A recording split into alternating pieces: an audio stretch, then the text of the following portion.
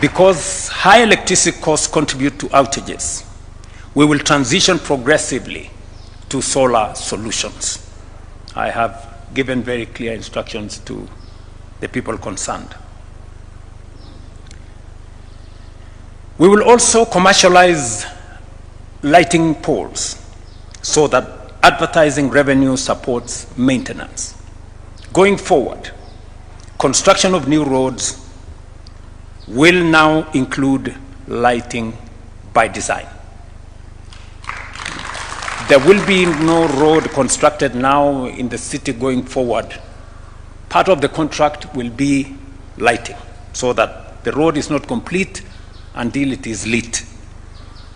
Ladies and gentlemen, across the city's 9 major informal settlements, families sometimes pay more for illegal electricity than residents in formal estates pay legally.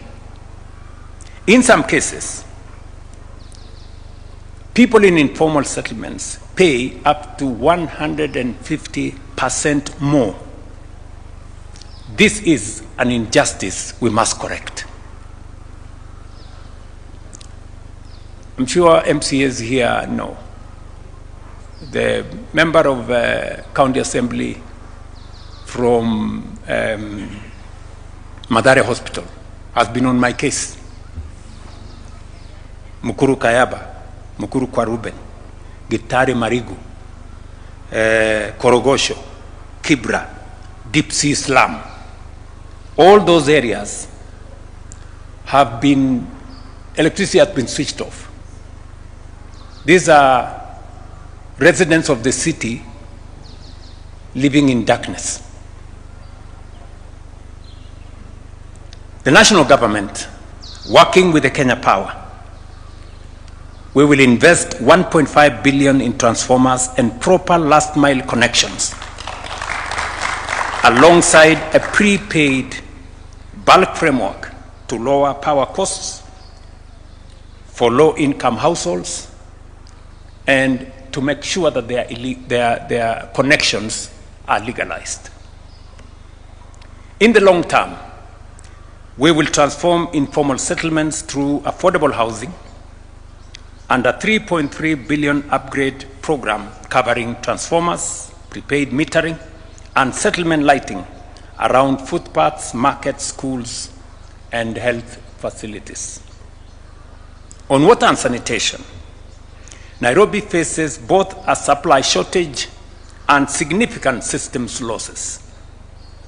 We will invest 2.1 billion at Ngedu treatment plant to stop daily losses of approximately 50,000 cubic liters.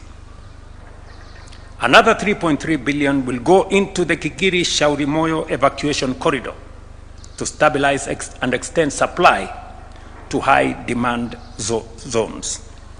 As Governor said earlier, added on to the 140 million cubic liters, we will now enhance it by another 50,000 in a short while, even as we focus our attention in mobilizing funding for Maragua 4 and Northern Collector 2 to secure long-term water stability for Nairobi and neighboring counties.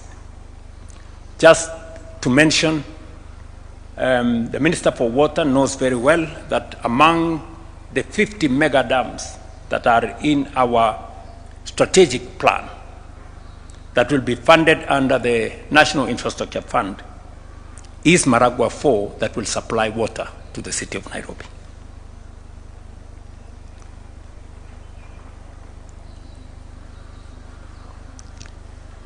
On sanitation, as part of the Nairobi River Regeneration Program, we are committing 9 billion to build 2 parallel 27-kilometer trunk sewer networks along the Nairobi River corridor and 6 billion for a new sewer treatment plant that will treat 60,000 cubic liters of water per day, securing capacity for at least the next 40 years. An additional Kenya shillings 3 billion will support last mile sewer connectivity while 15 billion shillings is set aside for long-term sewer expansion across the city of Nairobi. On roads, bridges, and drainage, we are spending a total of 8.7 billion shillings. Kenya shillings 2 billion has been allocated to complete phase 1 of Kura roads within the next 2 months. We are also mobilizing additional funding of 1.7 billion for a 57-kilometer road package starting in April this year under phase 2. Phase 3, valued at Kenya shillings 5 billion, will also be procured this financial year. And this has had the input of the members of the County Assembly of the City of Nairobi. In every ward, we will enhance road networks under the 5 billion shilling mobility and safety program, completed by 3.7 billion from the county government. Complemented, sorry. I know the Nairobi City County has a program which will cost about 3.7 billion shillings. We have agreed on what they will do, but we will also provide a further 1 billion to be dedicated to drainage improvement. We all know when it rains what happens to this city of Nairobi. And my instructions to both the Ministry of Infrastructure and Roads and Housing is that we do not want a flooded city this year. You have to move with speed so that we do what we have to do. If there will be any flooding, it should be minimal. But by next year, we should have corrected the problem that we have. In solid waste management, the county has already allocated 100 acres for material recovery facilities and transfer stations, committing 4 billion shillings, we agreed Sakaja, while the national government will provide 2 billion shillings every year within the existing framework to advance circular waste systems. Ladies and gentlemen, security is non-negotiable, especially for a modern capital city like Nairobi. I therefore direct the Cabinet Secretary for Interior to prepare and present within 60 days a framework for a dedicated Nairobi Metropolitan Police Unit.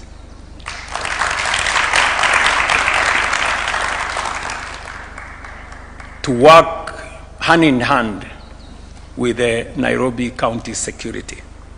We will make, and we must make Nairobi safe for citizens, visitors, investors, and business alike. Our cooperation with the Nairobi City County government, ladies and gentlemen, is not beginning today. This partnership is already visible in the Nairobi Rivers Regeneration Program, a 50 billion shilling initiative transforming riverine settlements through housing, sanitation, public spaces, and environmental restoration, and employing over 45,000 young people in the city of Nairobi. Governor, I hope you find some time tomorrow. I want to undertake an inspection of what is going on that program. Today, we are amplifying what we already started. With an initial quantified capital package of everything that I have said, amounting to 80 billion across priority sectors, this structured partnership is designed to deliver measurable impact and expand opportunities for all in Nairobi County. It is correct, ladies and gentlemen, and it is right for us to do what we are doing. I want to persuade the many people who never see anything good about our country and our city. That there comes a time when we must pull together. There comes a time when we must put aside partisanship and posturing. This is not an occasion for us to throw around titles, Excellency that and Excellency the other one, Honorable this and Honorable the other one. It is a time when we should hold hands together so that we can take charge of our city. Many people who visit Kenya get their experience out of Nairobi. There are many people, many visitors who come to Kenya, and the only place they come to is Nairobi. When you hear many people across the world saying, I have gone to Kenya, they possibly could have come only to Nairobi. And therefore, the impression we get, the impression we give out of the city of Nairobi is the impression that the global community has of the Republic of Kenya. And therefore, it is important for us to work together.